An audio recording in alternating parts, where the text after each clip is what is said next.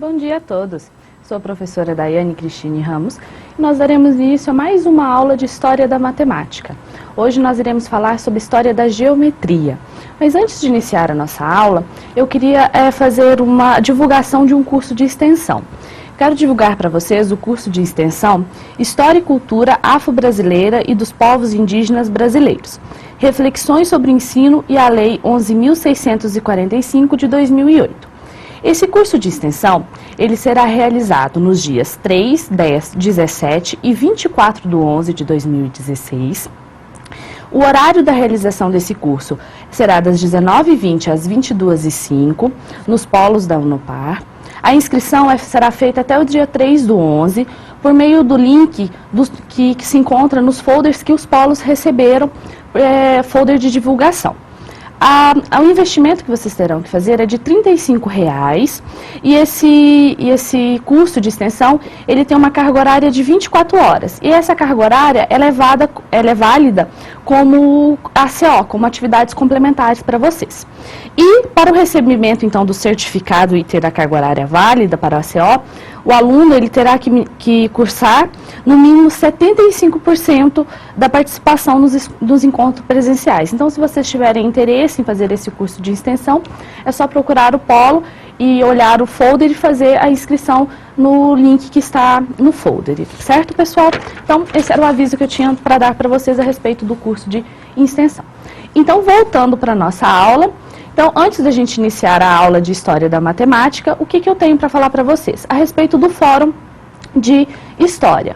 O que nós temos? Eu já postei no Fórum de História da Matemática links a respeito da aula passada, links com material complementar para que auxiliem vocês no estudo de polinômios. Então, tem links falando sobre a divisão de polinômios, o método de Briot-Ruffini e também link sobre, também tem uma lista de exercício para que vocês exercitem aquilo que foi dito na aula passada. Então, eu peço que vocês acessem ao fórum e qualquer dúvida que vocês tiverem, que mandem as suas dúvidas, encaminhem as suas dúvidas ao fórum, que eu estarei lá à disposição de vocês para respondê-las. Então, a nossa aula de hoje é História da Geometria. Geometria que é um conteúdo visto desde o 6º ano até o 3º ano do ensino médio, né? É um conteúdo que é fragmentado, então, em todas essas séries, e ele é visto, né, em todas essas séries. A geometria, tanto a geometria plana quanto a geometria espacial é vista nessas séries. A geometria espacial,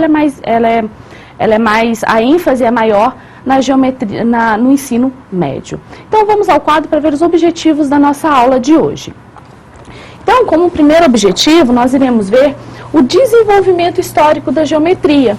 Quais que foram os marcos históricos da geometria? Quais foram as civilizações que contribuíram para o desenvolvimento da geometria? Que é o que a gente tem visto com todos os conceitos que a gente viu até agora. Então, todos os conceitos que nós vimos quais foram as civilizações que contribuíram para o desenvolvimento da geometria, quais foram os marcos históricos. Então, nós vamos ver um pouquinho disso, quais os matemáticos que contribuíram. Nós vamos ver também tópicos da geometria euclidiana. Qual matemático que contribuiu para essa geometria? Quais características dessa geometria? Tópicos da geometria analítica. Qual característica da geometria analítica? O que caracteriza a geometria analítica? Quais matemáticos contribuíram para o desenvolvimento dessa geometria? São algumas das questões que nós vamos tentar responder na nossa aula. E, por fim, nós iremos ver tópicos de geometria não euclidianas. Também nós tentaremos ver o que são geometrias não euclidianas, né? Um pouquinho do que é a geometria não euclidiana e por que a geometria não euclidiana ela surgiu. Então, para dar início, a geometria, de acordo com Ives, ela pode ser dividida em 2 períodos. Eu tenho a geometria subconsciente, que é a capacidade de reconhecer e visualizar formas e tamanhos. O que é essa geometria subconsciente? Vocês lembram-se lá, quando nós falamos na nossa primeira aula sobre senso numérico? O que era o senso numérico? Era a capacidade do homem de determinar a quantidade de objetos sem necessariamente contar. A geometria subconsciente, ela tem mais ou menos a mesma linha de raciocínio. O que é a geometria subconsciente? É a capacidade do homem de reconhecer as formas e tamanhos, mas sim conhecer as propriedades e as relações do objeto geométrico. Então, essa geometria, ela é caracterizada pela percepção do homem, para ele ter a noção de formas, de tamanho, de espaço. Então, é essa noção que o homem tem das formas, do tamanho e do espaço, mas sem ele conhecer as propriedades que envolvem o objeto geométrico. Então, o primeiro período é esse, é a noção que o homem tem da geometria, das formas, dos tamanhos, mas ele não conhece as propriedades e as relações que envolvem, que estão ali presentes naquelas formas e naquele espaço. E já o segundo período, como a gente pode ver no quadro, é a geometria científica, que é o quê? Estuda as relações entre os objetos mediante suas formas, tamanhos e relações espaciais.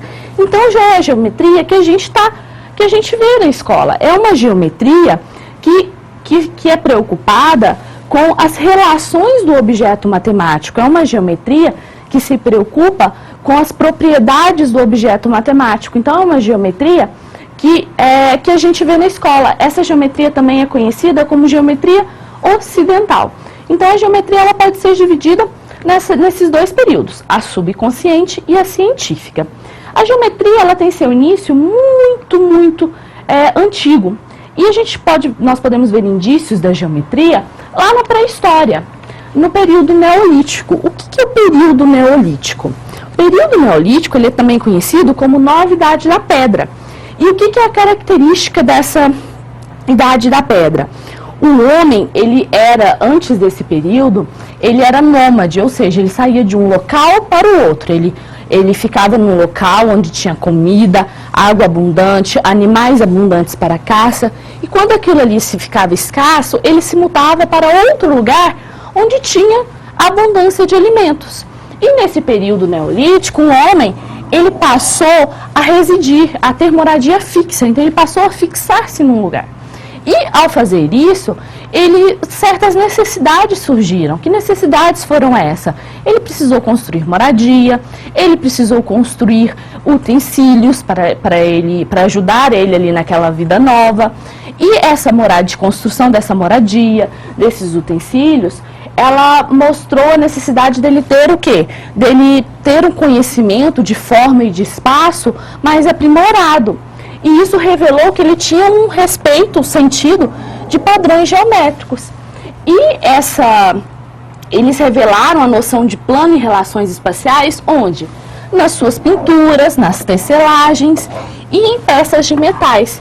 Então, o homem da pré-história, o homem neolítico, ele demonstrou, então, ter essa noção de geometria, de forma, de espaço, dessas relações, na pintura, na tecelagem. Aqui vocês podem ver uma pintura que ele mostra essa noção de espaço e de forma que ele já tinha já na pré-história. Então, ele já tinha, de certa forma, uma noção. Aqui na pré-história, nós podemos falar que o homem tinha... Qual a geometria que está implícita ali? A geometria subconsciente, porque ali o homem, ele tem uma noção da forma, do espaço, mas ele ainda não tem uma ideia das propriedades que envolvem aquele espaço, das propriedades que envolvem aquela forma. Ali na pré-história, então, a gente tem o desenvolvimento de uma geometria subconsciente. A geometria científica, ela começa a ser desenvolvida um pouco mais tarde. E qual que será o significado da palavra geometria? Então, acompanhe comigo no quadro qual que é o significado dessa palavra. Segundo Milani, a palavra geometria, ela vem do grego geo, que significa terra, e metria, que significa medida. Historicamente, a geometria teve início no Egito Antigo. Então, essa geometria científica, essa geometria que está um pouco preocupada com as relações e as propriedades, ela começou a ter início no Egito. É claro que a geometria subconsciente, ela estava presente também no Egito, mas aqui no Egito começou-se então a ter uma preocupação com as propriedades, com as relações que envolvem a geometria. E por que a geometria surgiu no Egito? Qual que foi o motivo, né? Qual que foi a necessidade de que a geometria surgisse, que os conceitos de geometria fossem sendo desenvolvidos? A necessidade foi em partilhar terras férteis às margens dos rios. construir casas, observar e prever movimentos dos astros. São algumas das muitas atividades humanas que dependeram das operações geométricas. O que aconteceu? O homem no Antigo Egito, o rio Nilo, ele era uma fonte, né, era uma fonte muito importante naquela época. E aconteciam as cheias do Nilo. Então o rio Nilo subia, enchia, e quando ele abaixava, essas terras que eram atingidas pela cheia, elas eram muito férteis, eram terras muito boas para se plantar. E os egípcios, eles se depararam com um problema. Eles tinham que dividir aquelas terras.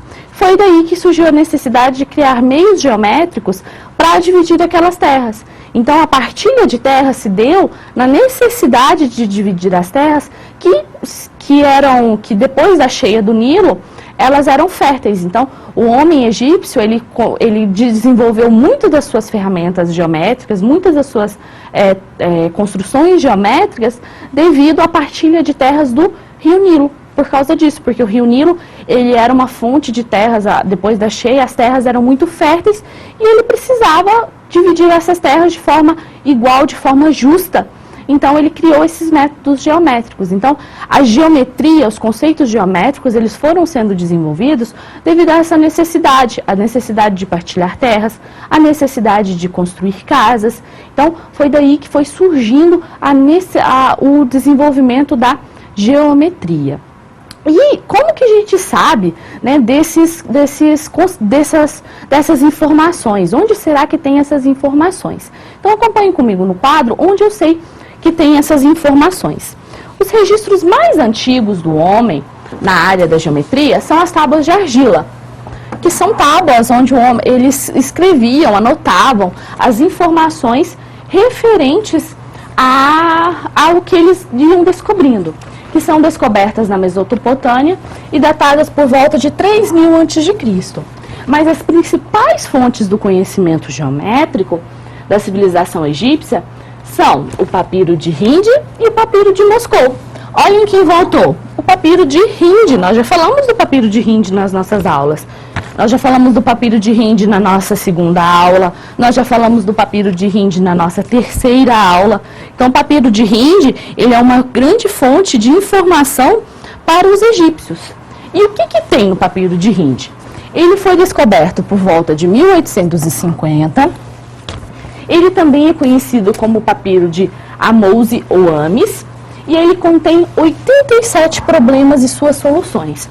Então, é um papiro que contém vários problemas de várias áreas da matemática, que a gente tem um trecho, um pedaço, né, desse papiro. Aqui vocês podem ver uma figura muito conhecida pela gente, que é um triângulo.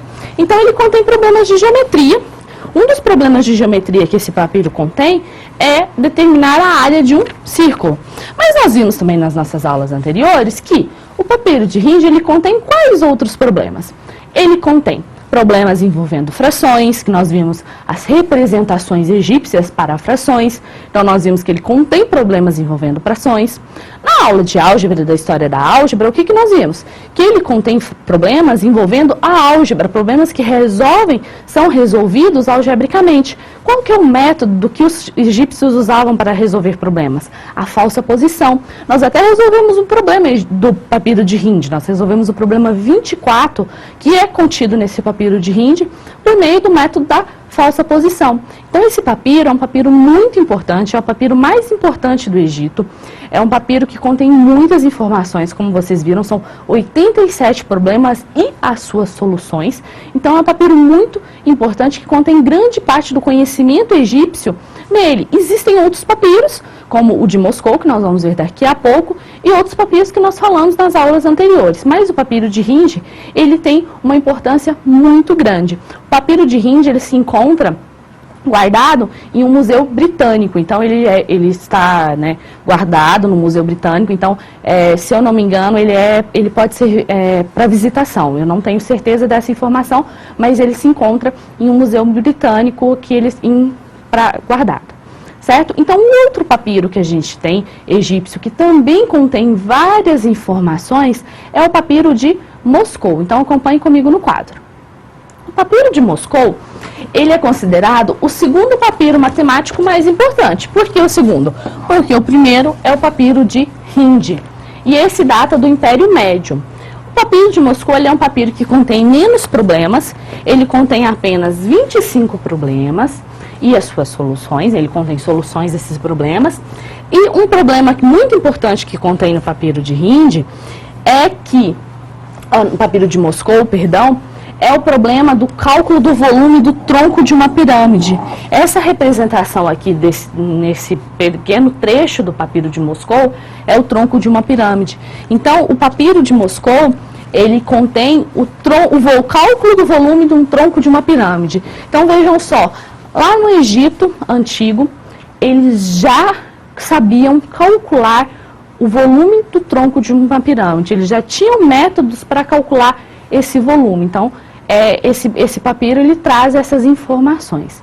Então, nós já vimos que os egípcios eles contribuíram, de certa forma, para o desenvolvimento da geometria, né? Com seus papiros, e seus papiros têm várias informações sobre como calcular certos tópicos da geometria, como o cálculo do volume de um tronco de uma pirâmide, o cálculo da área de um círculo.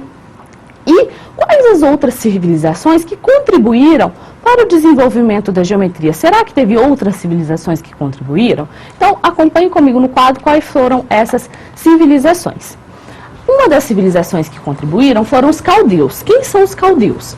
Eles foram um povo do sul da Mesopotâmia que habitavam a margem oriental do rio Eufrates. Eles viveram há 500 anos antes de Cristo, aqui tem um pontinho, e eles tinham a numeração de base 60. Os cálculos, o que os caldeus já faziam? Eles calculavam áreas de figuras simples e faziam a divisão de tempo. Temos os egípcios, como eu já falei, eles tinham símbolos para os números, que a gente já viu isso em aulas anteriores, e eles ampliaram os conhecimentos de geometria por meio de medições empíricas, que foi o que eu falei, eles usavam seus conhecimentos empíricos para medir, né, as terras próximas à margem do rio Nilo, por exemplo. Então, eles usavam os seus conhecimentos para fazer essas medições. E em 500 anos antes de Cristo, começou-se, então, uma teorização dessa geometria. Então, eles começaram a ter uma preocupação nas propriedades e nas relações do objeto geométrico. Eles começaram, então, a teorizar aquela geometria que era empírica para eles até o momento. E essa teorização, depois, ela foi feita pelos gregos, que a gente vai ver na nossa aula de hoje. E nós temos também a civilização maia. A civilização maia, ela não pertence à antiguidade oriental, mas ela obteve avanços semelhantes aos dos egípcios. A civilização maia, ela é uma civilização que se desenvolveu muito na matemática, é uma civilização aqui da América Central, é uma civilização que teve um desenvolvimento muito grande na matemática. Ela tinha um sistema de numeração próprio. O sistema de numeração maia era um sistema de numeração na base 20, era um sistema de numeração posicional. Então, ela teve um desenvolvimento muito grande na matemática. É uma civilização que quase não se fala sobre ela na história. E na geometria, um fato interessante é que as suas figuras geométricas, o seu design geométrico, vamos assim se dizer, ele era muito parecido, ele seguia os padrões das formas da natureza. Então, ele seguia os padrões das flores, que se encontrava nas flores, na natureza. Então, esse era o design geométrico dos maias. Então, os maias foram uma outra civilização que contribuiu e muito para o desenvolvimento da geometria. Então, nós sabemos que todos esses conceitos que nós aprendemos hoje, como vocês viram, são conceitos que foram sendo desenvolvidos há muito e muito tempo. Olhem só, são conceitos, a noção de geometria, ela começou lá no período neolítico, lá com o homem da pré-história. E ela foi sendo desenvolvida aos poucos. Então, acompanhem comigo no quadro. O que eu sei? Que os conceitos, propriedades e resultados tratados na atualidade, eles são muito antigos. Foi o que eu disse, começou lá no período neolítico, certo? Mas eles começaram a adquirir uma forma que conhecemos hoje com as investigações de Tales, que é um matemático que contribuiu muito para o desenvolvimento da geometria. Ele viveu por volta de 600 anos antes de Cristo. e ganharam força na escola pitagórica e também com Aristóteles e Platão. A escola pitagórica, né, se refere a Pitágoras, né? Pitágoras foi um outro grande matemático que também estudou muito conceitos de geometria. Então, todos os conceitos matemáticos conceitos de geometria que nós vimos hoje, são conceitos antigos. São conceitos que foram sendo desenvolvidos ao longo de muitos e muitos anos. E esses conceitos, alguns desses conceitos, eles são estudados na educação básica, certo? E eu pergunto para vocês, quais são esses conceitos que nós estudamos na educação básica? Quais conceitos da geometria euclidiana, ou seja, da geometria plana e geometria espacial, que nós estudamos na educação básica? Então, essa é uma atividade que eu proponho para vocês. Acompanhem comigo no quadro. Quais são os conteúdos da geometria euclidiana que são abordados na educação básica? A geometria plana e a geometria espacial. Em qual série esses conteúdos são abordados? Então, geralmente, qual série que tal conteúdo é abordado? Isso pode variar de estado para estado, mas geralmente em qual série que tal conteúdo é abordado.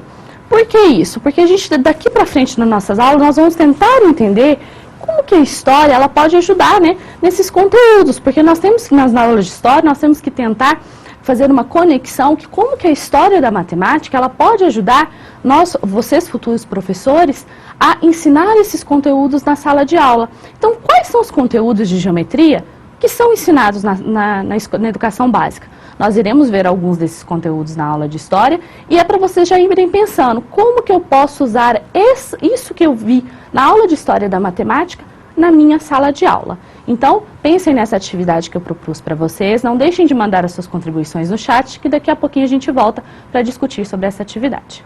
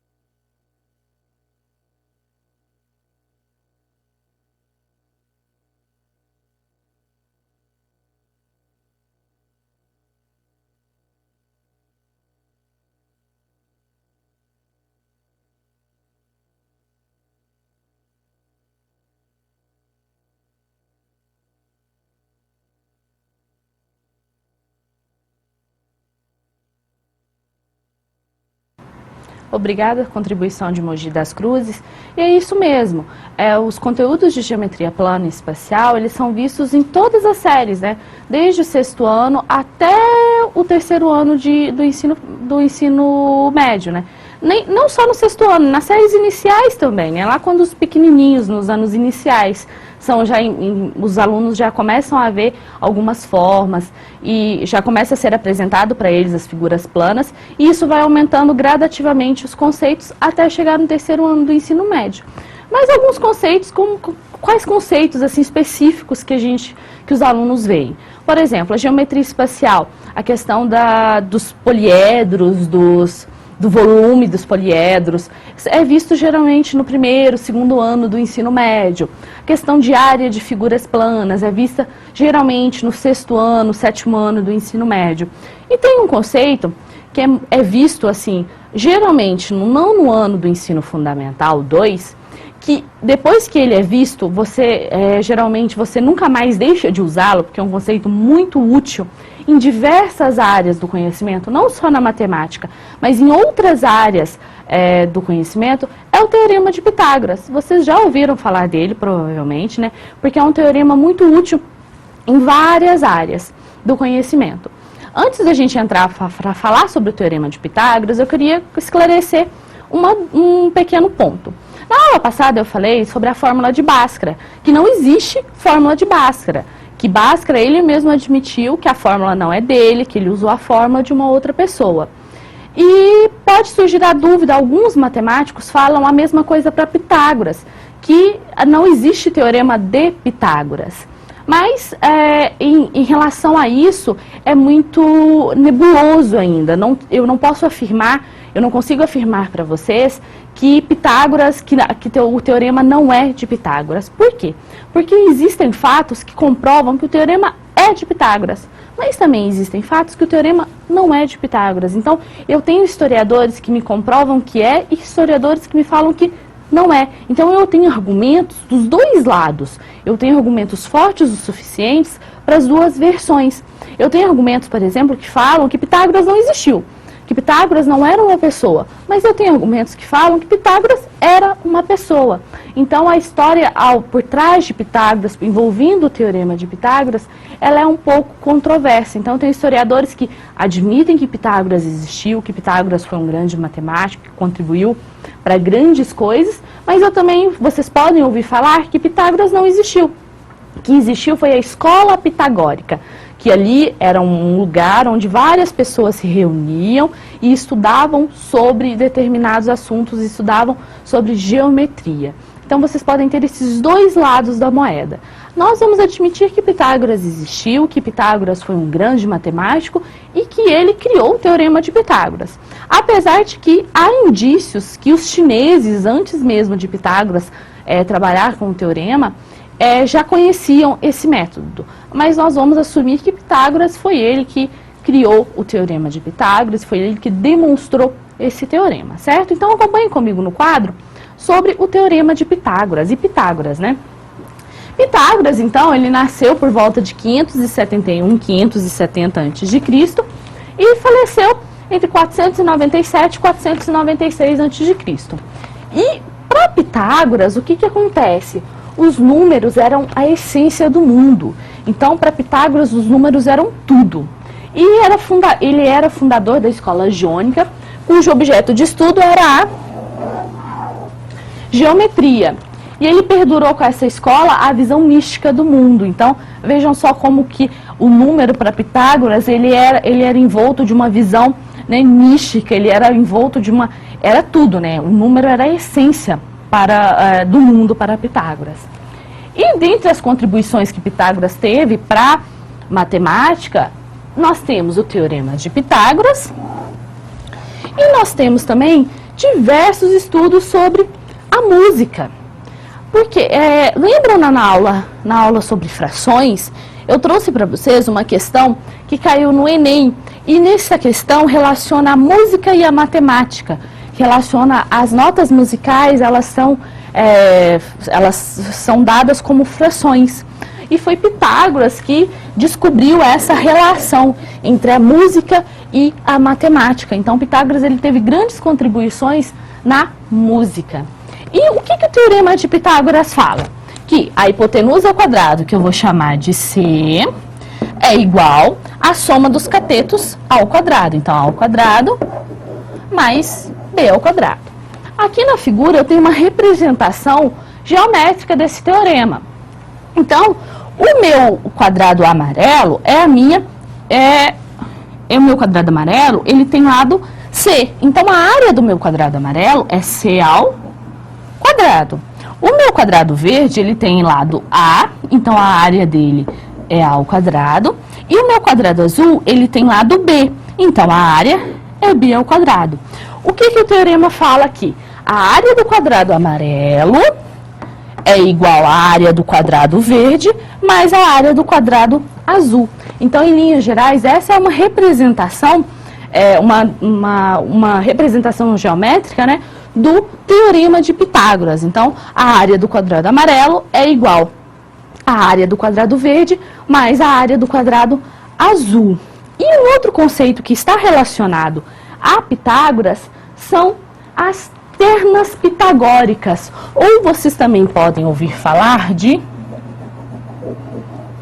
termos pitagóricos. O que são, então, essas ternas pitagóricas e termos pitagóricos? Vocês já ouviram falar sobre isso? Esse é um outro conceito que está relacionado a Pitágoras e vocês já ouviram falar? Então, eu quero que vocês discutam com seus colegas, mandem as suas contribuições, que daqui a pouco a gente volta para discutir sobre essa questão.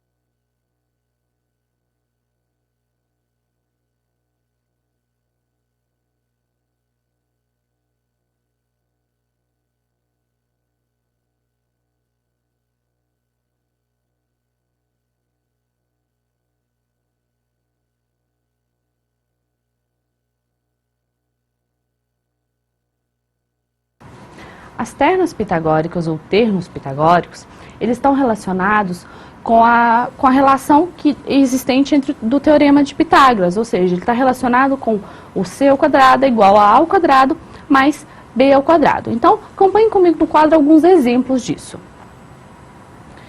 Então, acompanhem comigo no quadro. Então, eu vou chamar um quadro branco para dar alguns exemplos para vocês. Então, as ternas pitagóricas, elas estão relacionadas com o C ao quadrado igual a A ao quadrado mais b ao quadrado. Então, as ternas, elas têm que satisfazer essa igualdade. Então, qual seria uma terna pitagórica? 3, 4, 5. Por quê? Olha, se eu fizer 3 ao quadrado mais 4 ao quadrado, eu tenho 3 ao quadrado, 9, mais 4 ao quadrado, 16. 9 mais 16, eu tenho 25, que é a mesma coisa que 5 ao quadrado. Outra terna pitagórica seria 5, 12 e 13. Vejam, 5 ao quadrado mais 12 ao quadrado. 5 ao quadrado, 25, mais 12 ao quadrado, 144. 25 mais 144, 169. E 169 é a mesma coisa que 13 ao quadrado. Então, as ternas pitagóricas, elas são termos, né, são expressões, um conjunto de números que satisfazem a relação existente no Teorema de Pitágoras, ou seja, hipotenusa ao quadrado é igual à soma dos catetos ao quadrado. Então, são isso que são as ternas pitagóricas, que é um outro conceito relacionado a Pitágoras. Então, vejam que Pitágoras, ele contribuiu, né, muito para o desenvolvimento da geometria, principalmente com o seu Teorema de Pitágoras. E como eu falei, o Teorema de Pitágoras, ele geralmente é visto no ano, e é um teorema que é utilizado amplamente em diversas áreas do conhecimento. Então, agora nós vamos ver um vídeo que traz para vocês aplicações do Teorema de Pitágoras. Então, acompanhem comigo o vídeo. Quer aprender matemática? Inscreva-se e vem comigo. 21, 22, 23, 24 pedras. E aí, Juliana, eu duvido que você consiga fazer um triângulo com essas 24 pedras. E é molinho, vai dar um triângulo retângulo.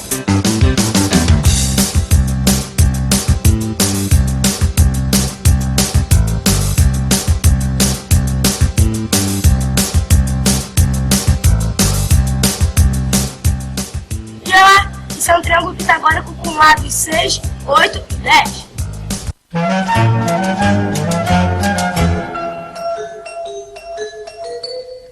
Pois é, um triângulo pitagórico é aquele que tem os lados 3, 4 e 5. 3 e 4 sendo os catetos e 5 a hipotenusa do triângulo retângulo. Esse triângulo do exemplo dado na situação inicial pelos alunos é um múltiplo desse triângulo, é 2 vezes, é o dobro do triângulo pitagórico. Tem lados 6, 8 e 10. E esses lados determinam um triângulo retângulo porque satisfazem o Teorema de Pitágoras, uma das equações aí mais famosas da história, que diz que a hipotenusa ao quadrado é igual à soma dos quadrados dos catetos. A ao quadrado é igual a b ao quadrado mais c ao quadrado. E o Teorema de Pitágoras, amiguinho, tem aplicações em vários ramos das ciências. O exemplo mais legal é na equação de Albert Einstein. É igual a mc ao quadrado. Confira uma aplicação bem interessante do Teorema de Pitágoras a essa equação. Esse vídeo é do canal Minuto da Física. Observe. A equação completa é E ao quadrado igual a mc ao quadrado mais p vezes c ao quadrado, onde p representa o momentum do objeto em questão. Isto pode parecer um pouco confuso, mas na verdade você pode desenhar um triângulo retângulo com os lados E, mc ao quadrado e p vezes c, e usar o Teorema de Pitágoras, a ao quadrado mais b ao quadrado igual a c ao quadrado, para conseguir a equação.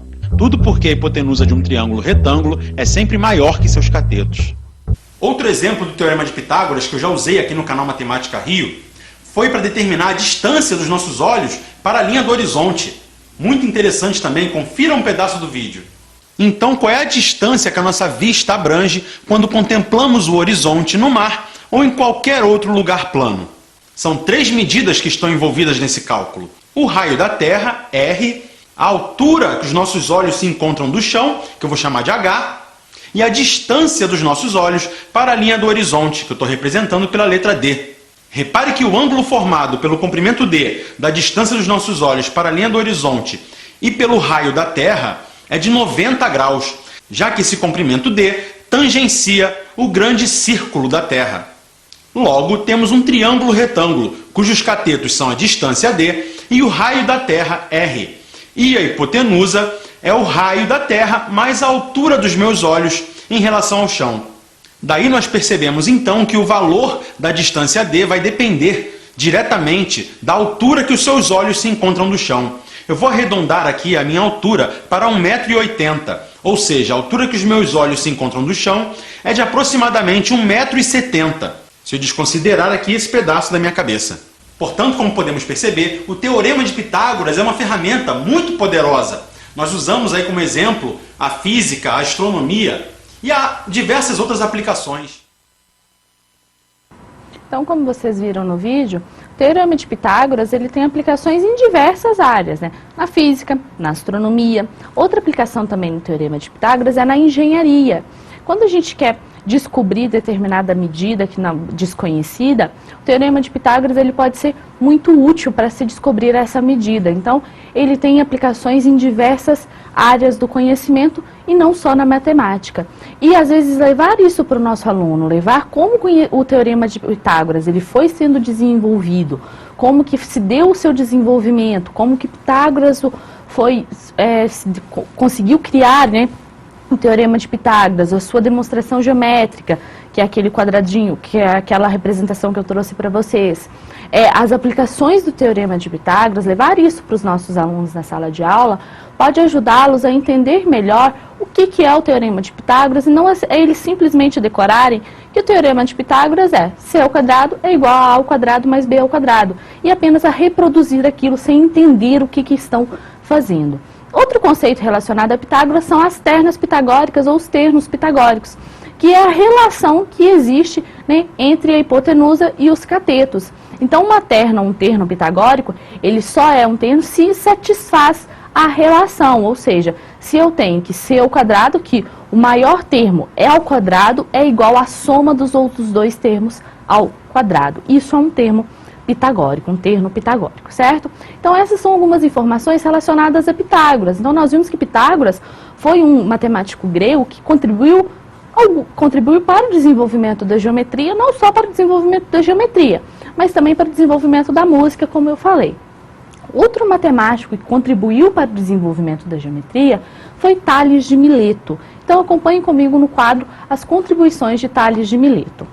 Tales de Mileto, então, ele foi um matemático grego e uma importante fonte histórica, que é o Sumário de Eudemiano de Próclus, que seria o que a gente tem como os papiros, né? Os papiros de Rinde, de Moscou, não são uma importante fonte histórica para o Egito.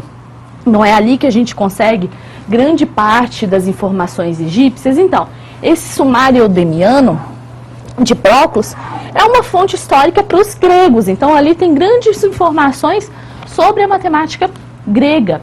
Então, traz informações sobre a geometria grega. E associa a Tales de Mileto o início do uso do raciocínio dedutivo. O que é esse raciocínio dedutivo? Esse raciocínio dedutivo, ele está associado à geometria científica. É um raciocínio de argumentos. Ou seja, eu vou usar argumentos para provar que determinada sentença, determinada afirmação, ela é verdadeira. Então, eu vou argumentar sobre determinado fato. Eu vou usar propriedades para provar que a afirmação que eu estou fazendo, ela é verdadeira. Aplicada à geometria. O que aconteceu com Tales? Tales, que eu tentei representar aqui nessa figura para vocês, ele foi desafiado. Ele foi desafiado a medir a altura de uma pirâmide, que está representada aqui a pirâmide. E existem diversas histórias que envolvem como que ele mediu a altura dessa pirâmide. Mas todas têm o mesmo fim, vamos assim se dizer. A versão que ele usou, a sua altura, né, aqui tem a altura dele, a sombra da pirâmide, que é aqui representada aqui. Então, ele usou a altura dele, a sombra da pirâmide, para encontrar a altura da pirâmide. Então, ele usou a altura, que era algo conhecido, e a sombra da pirâmide para encontrar a altura da pirâmide.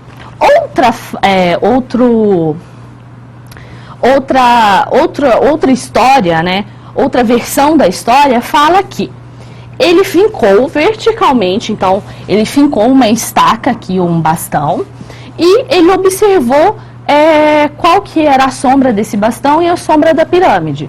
Então ele trabalhou com alturas conhecidas, porque esse bastão ele conhecia a altura dele. E através da semelhança de triângulos, ou seja, da semelhança entre a altura que formava do bastão e da sombra da pirâmide, ele conseguiu encontrar a altura da pirâmide que ele foi desafiado a fazer. Então ele fez o uso da semelhança de triângulos e usou a razão e proporção. E então, para encontrar essa altura dessa pirâmide, Tales ele acabou encontrando usando o que a gente chama de Teorema de Tales. O Teorema de Tales está relacionado com razão e proporção. Então, o Teorema de Tales ele surgiu da onde? De um desafio. Tales foi desafiado a medir a altura de uma pirâmide. Então, ele buscou meios, coisas que ele tinha em mãos. Alguns dizem que foi a sua própria altura, outros dizem que foi fincando um bastão na terra. Para usar a altura conhecida desse bastão, ele usou a sombra desse bastão, a altura desse bastão e a sombra da pirâmide para descobrir a altura da pirâmide. Então ele usou ferramentas que ele tinha disponíveis para descobrir essa altura. E ao fazer isso, ele acabou enunciando um teorema, que é o Teorema de Tales, que está relacionado com a razão e a proporção. Então, levar isso para o nosso aluno na sala de aula pode mostrar para ele que o Teorema de Tales não é simplesmente uma igualdade onde dá ali razão e proporção. Não, teve todo um desenvolvimento, teve toda uma história por trás daquilo que fez com que Tales chegasse até ali. Então, mostrar para o nosso aluno isso pode ser um fator importante para ajudá-lo a entender melhor alguns dos teoremas, dos conceitos matemáticos que eles têm dificuldade em entender. Então, essa foi uma das contribuições de Tales para o desenvolvimento da geometria. Então, de um desafio, ele acabou criando um teorema que também é muito utilizado na matemática, na geometria. Outro matemático, então nós já vimos Pitágoras e Tales, que foram dois matemáticos gregos que ajudaram e contribuíram muito para o desenvolvimento da geometria. Outro matemático que contribuiu para o desenvolvimento foi Euclides. Euclides foi um gênio, em minha opinião, um matemático grego genial, que ele teve um insight de gênio. O que Euclides fez? Ele pegou o conhecimento matemático da época e sintetizou e sistematizou em livros. Então Euclides teve essa ideia de gênio e ele fez, com isso, com essa ideia, ele tentou teorizar aquele conhecimento, principalmente o conhecimento de geometria da época. Então acompanhem comigo no quadro algumas informações sobre Euclides. Então, um dos principais nomes da geometria, sem dúvida, é o matemático Euclides, que viveu em Alexandria. Vocês também podem ouvir falar de Euclides de Alexandria. Esse matemático ele é autor do primeiro livro com uma teoria matemática axiomática chamada de Os Elementos. Por que axiomática? Então, como eu disse, Euclides ele tentou reunir o conhecimento, né, da época em livros, e nesses livros ele enunciou teorema, ele fez definições, ele enunciou postulados e enunciou axiomas, e a partir desses axiomas e desses postulados, ele demonstrou todos os teoremas e todas as proposições que tinham no teorema. Então, o livro de os livros Elementos, ele tem uma preocupação em demonstrações. Então, as proposições ali enunciadas, os teoremas ali enunciados, são demonstrados. Então, ele procurou ele teve essa preocupação nos livros Os Elementos. Agora, eu quero que vocês vejam um livro que fala um vídeo que fala um pouquinho sobre o livro Os Elementos.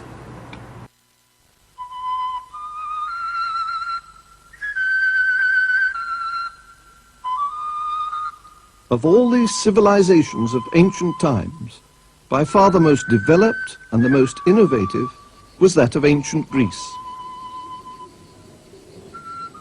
The era of classical Greek culture, which spread round the Mediterranean basin from about 750 BC onwards, gave rise to a wealth of philosophical and scientific creativity.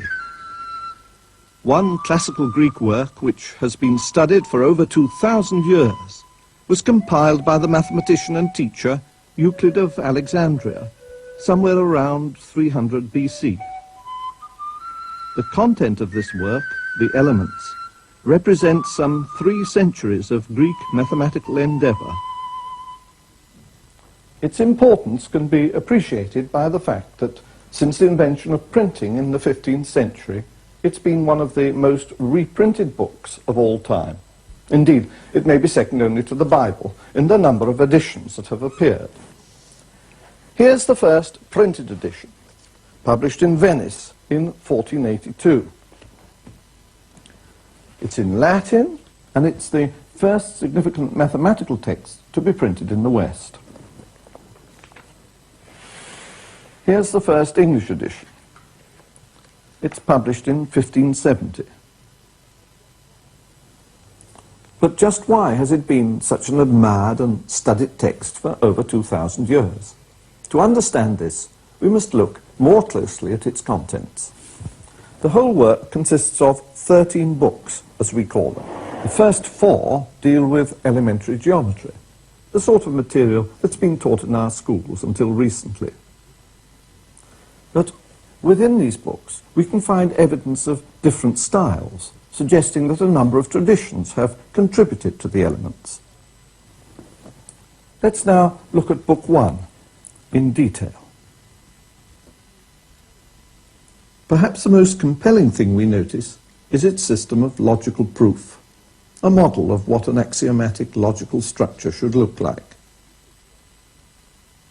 Euclid's work begins with a series of 23 definitions. However, because we must have some intuitive basis on which to build, the first few of these are rather vague.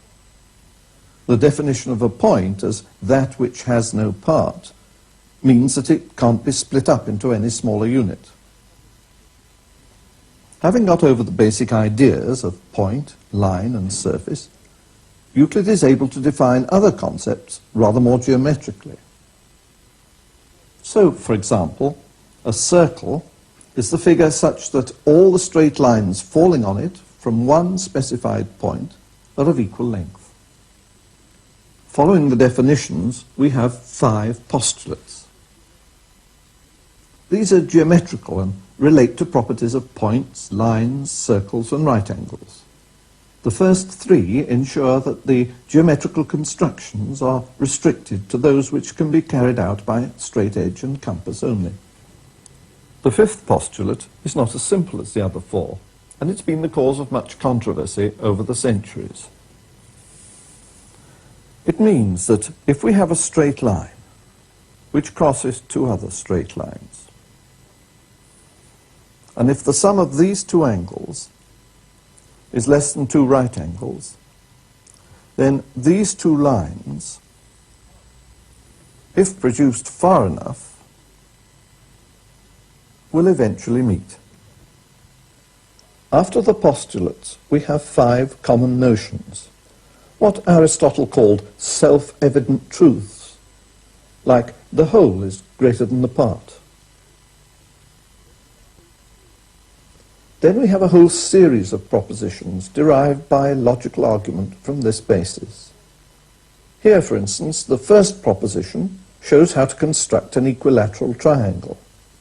But merely indicating the construction wasn't good enough. It all had to be rigorously proved that the result of the construction was indeed an equilateral triangle. Então vocês viram no vídeo que o livro Os Elementos, ele é composto de definições, de postulados, de axiomas, né? E a partir desses postulados e desses axiomas, Euclides ele vai trazendo definições, proposições, e essas proposições elas são feitas através de argumentos muito bem fundamentados. Esses argumentos, muitas vezes, eles são feitos por meio de desenhos geométricos mesmo. Então, ele tenta provar, argumentar, usa o raciocínio dedutivo, né, argumentando que aquela proposição é verdadeira, muitas vezes por meio do desenho geométrico para provar que tal proposição é verdadeira. Então, como eu falei, o livro Os Elementos, ele possui axiomas e postulados e definições. Mas o que será que é um axioma? O que será que é um postulado? Então, acompanhem comigo no quadro o que vem a ser cada uma desses termos. Um axioma, ele é considerado como uma verdade absoluta. Não podem ser derivados por princípios de dedução. Então, ela é uma verdade, ela não é derivada de nenhum princípio de dedução e não são demonstráveis por derivações formais. Por quê? Elas são hipóteses iniciais. Então, os axiomas, eles são uma verdade absoluta e são hipóteses iniciais. Eu tenho também um postulado. O que é um postulado? É uma sentença que não é provada, então é uma semelhança entre um axioma e um postulado. Ambos não são provados. Então, ela não é provada ou demonstrada e, por isso, se torna óbvia ou se torna um consenso inicial para a aceitação de uma determinada teoria. E eu tenho que a definição é um enunciado que explica o significado de algum termo. Então, quando eu vou definir alguma coisa, eu estou explicando o significado de algum termo matemático. Vejam só, axioma e postulado, em um primeiro momento, parecem ser coisas iguais, parecem ser sinônimos, mas não são. Onde há a diferença? Os dois não precisam ser demonstrados, os dois não precisam ser provados, mas a diferença é que o axioma, ele é usado como uma hipótese inicial e já o postulado não. Então, o livro dos Elementos de Euclides, ele é todo baseado em axiomas e postulados. Então, as proposições de Euclides, elas são feitas, né, a partir disso. As demonstrações de Euclides, ele usa esses axiomas e esses postulados para demonstrar. E eu proponho para vocês a seguinte atividade. Como que eu posso justificar, por meio do método dedutivo, a construção de um triângulo equilátero? Então, como que eu posso usar argumentos? Então, o método dedutivo que seria argumentos para eu construir um triângulo equilátero. Quais são os argumentos que eu posso usar que me garantem que ao construir um triângulo, eu terei um triângulo equilátero? Então, quais são esses argumentos que eu posso usar? Então, discutam com seus colegas e não deixem de mandar as suas contribuições no chat, que daqui a pouco a gente volta para discutir essa atividade.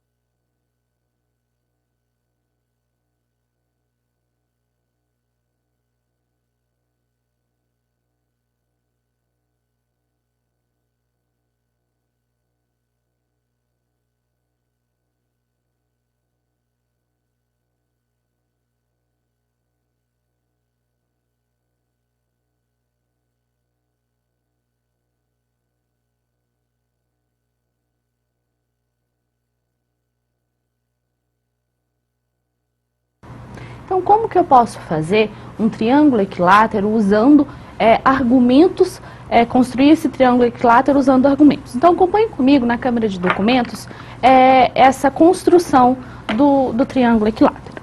Então, primeiro argumento que eu vou usar, eu vou construir uma circunferência de raio qualquer. Então, eu usei o compasso, certo? Fiz uma abertura no compasso e construí uma circunferência de um raio qualquer. Então, eu construo uma circunferência de raio qualquer e marquei aqui o meu centro C da minha circunferência. Qual que é o meu segundo passo? O segundo passo, e é o passo que vai me garantir que o meu triângulo vai ser equilátero, é o que? É subdividir a minha circunferência em 3 arcos. Então, eu posso fazer isso usando um transferidor. E eu subdividindo a minha circunferência em 3 arcos, eu subdividi a minha circunferência em arcos de 120 graus. Então, esses arcos, cada um de 120 graus, eles vão me garantir que quando eu construir o meu triângulo equilátero, eu terei um triângulo, eu terei um triângulo equilátero, ou seja, eu terei um triângulo com 3 lados iguais. Então, o segundo passo, eu subdivido os 3 lados, eu subdivido em ângulos e em 3 arcos. O terceiro passo é esse daqui, ó. Vejam só. Eu vou considerar os pontos de referência dos arcos. Então, quando eu subdivido lá os meus arcos, eu vou vir aqui, ó, e vou marcar os pontos de referência dos arcos. E quando eu marco esses pontos de referência, o que eu faço depois? O quarto passo, o quarto argumento, é traçar os segmentos. Então, eu venho e uno os segmentos. E quando eu faço isso, eu crio um triângulo equilátero. O que me garantiu que esse triângulo ele é equilátero? Foi eu dividir em 3 arcos iguais. Então, foi justamente o que Mogi das Cruzes me disse, né? Que os alunos chegaram à conclusão que ângulos iguais geram lados iguais. Então, o que me garantiu que o meu triângulo é equilátero foi justamente o fato de que eu dividi a minha circunferência em 3 arcos iguais. Então, foi isso que me garantiu que eu teria um triângulo equilátero. Então, os elementos, eles são livros que possuem argumentos desse modo. As construções feitas no livro, elas usam mais ou menos esse raciocínio, usam um raciocínio dedutivo para provar que há aquelas proposições, aquelas afirmações que Euclides faz ao longo dos livros. Mas eu queria ressaltar algumas informações do livro dos elementos. Então, acompanhem comigo no quadro essas informações. Eu quero que vocês se atentem ao fato que, quando eu falo os elementos, eu não estou me referindo a apenas um livro. Os elementos é como se fosse uma coletânea de livros. São compostos, olhem só, de 13 volumes. Então, os elementos não possuem apenas um livro. São 13 livros que compõem os elementos. Sendo 5 de geometria plana, e vejam, eu não tenho só sobre geometria plana, então Euclides não escreveu apenas sobre geometria. Ele escreveu também sobre números, porque eu tenho 3 livros sobre números, um livro sobre teoria das proporções, um sobre os incomensuráveis e 3 sobre geometria no espaço. Então, o livro Os Elementos, primeiro, não é apenas um livro. Segundo, não é um livro que fala apenas de geometria. Então, tenho essas informações bem claras. O livro Os Elementos é uma coletânea, vamos pensar assim, que tem 13 livros, é composto por 13 livros. E não fala apenas de geometria, fala de geometria plana, geometria espacial, números, teoria das proporções, incomensuráveis, certo? Então, ele fala sobre um conjunto de elementos, um conjunto de conceitos, não fala apenas de geometria. É errôneo a gente pensar que por Euclides, a gente associar Euclides, o livro Os Elementos, apenas à geometria, sendo que o livro ele trata de outros assuntos matemáticos. Então, nós vimos até agora na nossa aula sobre a geometria euclidiana. Quais foram os matemáticos que contribuíram para essa geometria? Por que é chamada de geometria euclidiana, né? em grande parte pelo livro dos elementos, porque foi Euclides que foi o responsável por sistematizar a grande parte do conhecimento de geometria até aquela época no livro dos elementos. Então, por isso que a gente fala muitas vezes em geometria euclidiana, porque a geometria, ela se partiu dali, porque a geometria ela está baseada nas ideias de Euclides, de ponto, reta e plano. Então, por isso que a gente fala em geometria euclidiana, mas é a geometria plana e a geometria espacial. São as ideias que já vinham sendo desenvolvidas e que Euclides sistematizou e axiomatizou no livro Os Elementos. Então, nós já vimos características da geometria euclidiana, vimos matemáticos que contribuíram para essas geometrias, vimos também algumas civilizações que contribuíram para o desenvolvimento da geometria em geral. Agora nós iremos ver um pouco sobre a geometria analítica, que é um outro ramo da geometria. E um tópico da geometria analítica são as cônicas. Então acompanhe comigo no quadro algumas informações. O que está associado à história das curvas cônicas? Associado à história das curvas cônicas, nós temos o nome de Apolônio, que nasceu na cidade de Perga, de região da Panfilha, por volta de 262 a.C. e viveu aproximadamente até 190 a.C. Apolônio ele foi contemporâneo de Arquimedes, que viveu aproximadamente entre 287 e 212 a.C. e juntamente com Euclides, eles formam a tríade considerada como sendo a dos maiores matemáticos gregos da antiguidade. Então, Apolônio, Arquimedes e Euclides são a tríade dos maiores matemáticos gregos da antiguidade. Ele estudou com os discípulos de Euclides em Alexandria e foi um astrônomo notável. O que Apolônio estudou? O que são essas curvas cônicas? As cônicas, uma superfície cônica de revolução, ela é gerada quando uma reta G intercepta outra reta fixa girando em torno dela. Uma cônica, ela é uma superfície cônica, ela é gerada quando eu tenho um cone de duas folhas, como vocês podem ver na figura, e quando eu secciono esse cone com um plano, dependendo da forma como eu secciono esse cone com um plano, eu vou ter uma superfície cônica. Então, isso é uma cônica. Então, dependendo da forma como eu vou seccionar esse cone, eu terei uma superfície cônica.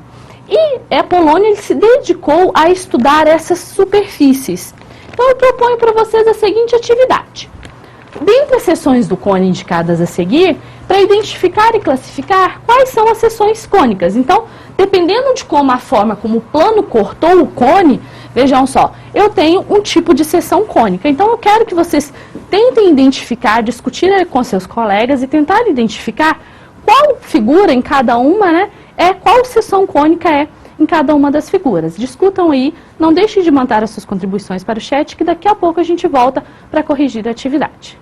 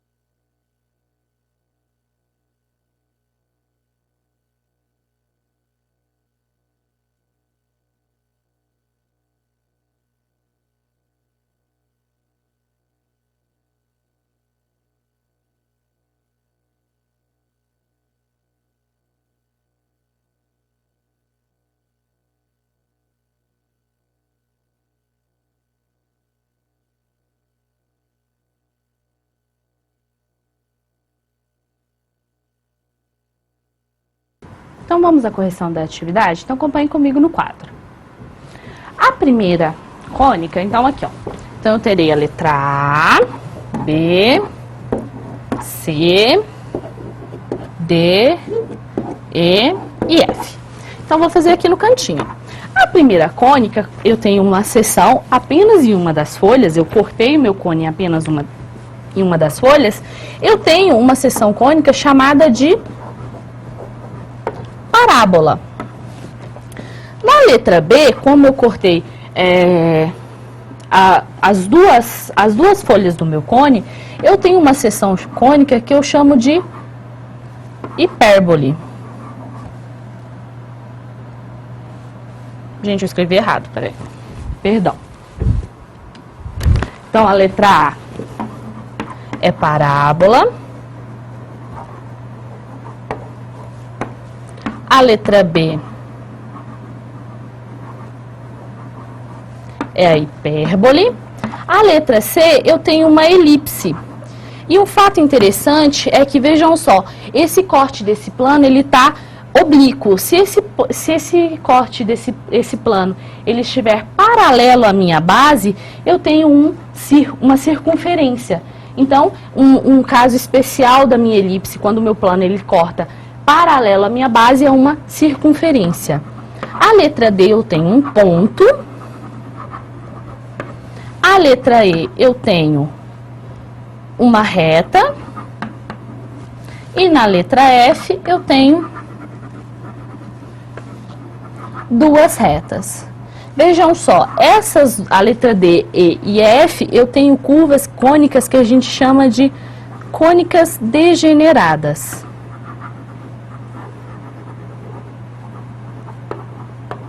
Então, Apolônio, ele se dedicou a estudar esse tipo de superfície. Então, ele se dedicou a estudar como que, se eu corto, qual seção, se eu inclino o meu plano, qual seção cônica eu terei se eu inclino, dependendo da inclinação, né, que eu corto o meu cone. Então, foi isso que Apolônio, ele se dedicou a estudar, a essas seções cônicas. Essas seções cônicas é um conteúdo que vocês verão em geometria analítica, vocês verão mais aprofundado na disciplina de geometria analítica. E eu pergunto para vocês, qual que é a diferença entre geometria analítica e geometria euclidiana? Então, acompanhem comigo no quadro.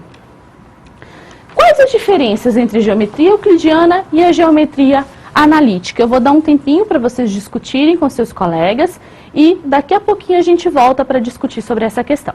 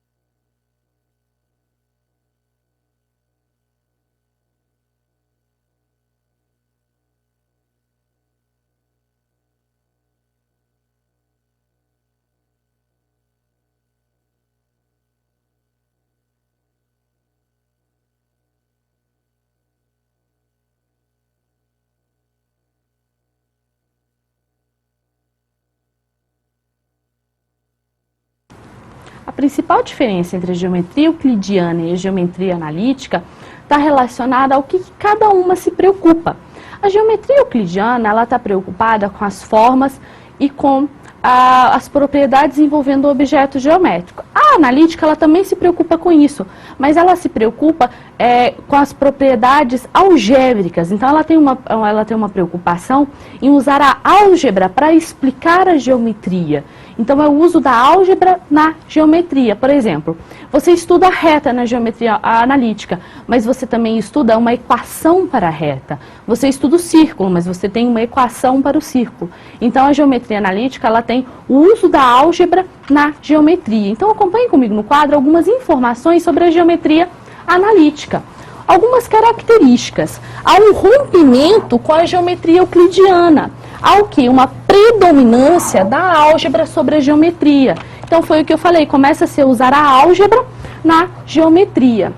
René Descartes, ele foi um marco na criação da geometria analítica, porque ele criou o plano cartesiano para localização de planos. Então, a criação das coordenadas cartesianas, elas permitiram a representação numérica das propriedades geométricas. Então, Descartes, ele contribuiu mais uma vez aqui, olhem só, na geometria analítica. Ele contribuiu na álgebra, ele contribuiu no desenvolvimento dos polinômios e também na geometria analítica. Outro matemático que contribuiu foi Pierre de Fermat. Ele desenvolveu o desenvolvimento da geometria analítica, que foi proposta por Descartes. Ele descobriu as equações da reta e do círculo. Então, vejam só, começou-se a estudar elementos da geometria usando a álgebra. Então, começou-se a ter uma preocupação em usar a álgebra para estudar a geometria. Então, vejam, ele já descobriu uma equação para a reta e para o círculo. Blaise Pascal, ele foi um outro matemático que estudou as cônicas e que teve um estudo nas cônicas. Então, ele deu continuidade ao estudo que Apolônio começou. Então, Apolônio começou o estudo das cônicas e Blaise Pascal, ele deu continuidade a esse estudo. E ele construiu a primeira máquina de calcular, que foi a Pascaline. Nós já tivemos referência a essa máquina de calcular. No primeiro vídeo da nossa disciplina, apareceu essa máquina de calcular, que foi a primeira máquina que fazia cálculos. Então, ele foi o homem a criar essa máquina de calcular. Então, essas foram algumas das contribuições para a geometria analítica. Então, qual que é a principal característica da geometria analítica? Há uma preocupação, há uma predominância da álgebra para o estudo da geometria. E quais foram os matemáticos que contribuíram para o desenvolvimento da geometria analítica? René Descartes, Blaise Pascal e Pierre de Fermat. Então, esses foram alguns dos matemáticos que contribuíram. Pierre de Fermat contribuiu com a equação da reta e do círculo e Blaise Pascal com o estudo das cônicas. Então, uma outra geometria que falta a gente ver um pouco são as geometrias não euclidianas. As geometrias não euclidianas, elas surgiram, de certa forma, para aquilo que a geometria euclidiana ela não conseguia responder. Algumas geometrias não euclidianas, elas surgiram em contrapartida ao quinto postulado de Euclides. Euclides, no livro dos Elementos, ele enuncia o quinto postulado que tem relação às retas paralelas.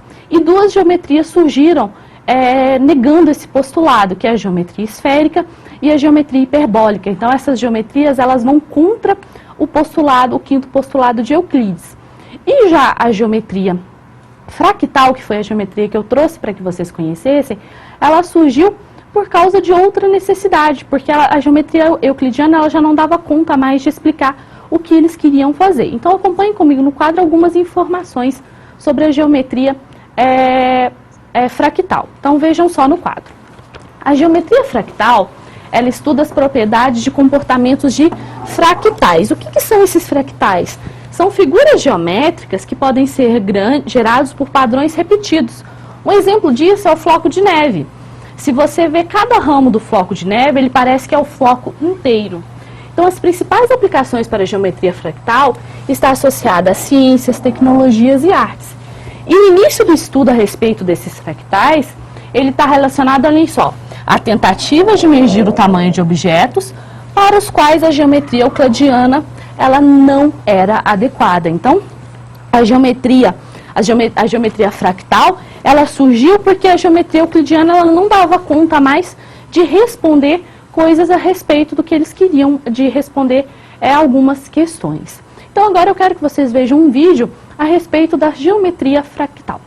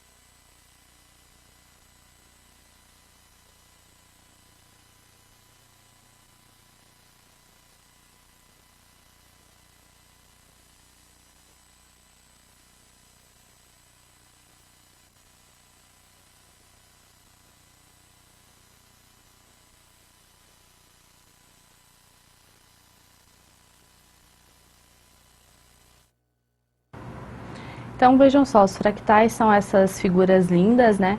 São figuras muito bonitas de se ver aos olhos, são figuras com padrões geométricos muito bonitos. E o mais interessante é que foi criada uma geometria, né, só para explicar esses padrões. Então é uma geometria muito interessante. Agora eu tenho uma sugestão de leitura para vocês, então acompanhem comigo no quadro.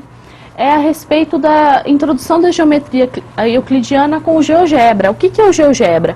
O GeoGebra é um software matemático que pode auxiliar o professor nas aulas de matemática. Então, é uma sugestão de leitura que pode ajudá-los nessa caminhada de vocês, pode ajudá-los a levar a geometria com a utilização do software. O GeoGebra é um software muito legal, que trabalha vários aspectos de geometria, construção de gráfico e também de figuras geométricas, então é um software bem legal que pode ser trabalhado na sala de aula. Então, o que nós vimos hoje na nossa aula? Hoje nós falamos sobre a história da geometria. Nós começamos, então, falando que a geometria ela pode ser dividida em duas, na geometria subconsciente e a geometria científica. A geometria subconsciente ela está relacionada com aquele senso, né, com a percepção de formas e de espaço. E já a geometria científica, ela está relacionada com as relações e com as propriedades do objeto geométrico. É a geometria que a gente aprende na escola. A geometria ela é algo antigo, né? Vem lá do período neolítico. O homem ele já tinha essa noção de forma, de espaço, de tamanho, né? O homem já tinha essa noção. E isso se percebe nas pinturas, nas tecelagens e nos objetos que o homem ele construiu. A geometria ela tem a sua origem no Egito. Lembrem-se que geometria vem de gel, que é medida, e tria, gel que é terra, e tria que é medida, perdão. E então ela tem esse significado, e ela vem lá do Egito Antigo. Então, e surgiu da necessidade de partilhar terras. Vimos também que os egípcios eles contribuíram e muito para o desenvolvimento da geometria, com o papiro de Hind, o papiro de Moscou, que são os dois principais papiros que têm contribuições para a matemática egípcia. Vimos outras civilizações, como os caldeus, os maias. Vimos as contribuições de Pitágoras com o seu teorema de Pitágoras, as ternas pitagóricas, que são as relações existentes, são as relações entre os catetos e a hipotenusa. Vimos Tales de Mileto com o seu desafio para determinar a altura de uma pirâmide. Ele acabou desenvolvendo o famoso teorema de Tales, que relaciona razão e proporção. Vimos Euclides com livros Os Elementos, que são 13 livros, lembrem-se, e que não fala apenas de geometria. Vimos a geometria analítica, que é a sua diferença entre a geometria euclidiana, que ela tem uma predominância da álgebra. E, por fim, vimos um pouquinho sobre a geometria fractal, que é uma geometria não euclidiana, que ela não segue, né, os postulados e os axiomas descritos por Euclides nos livros Os Elementos. Eu queria lembrá-los da importância de participar do fórum da disciplina. Participem, não deixem as suas dúvidas, esclareçam as suas dúvidas, encaminhem as suas dúvidas lá, que eu estarei à disposição de vocês para esclarecê-las. Eu queria dar a todos um bom final de semana e até a nossa próxima aula de História da Matemática.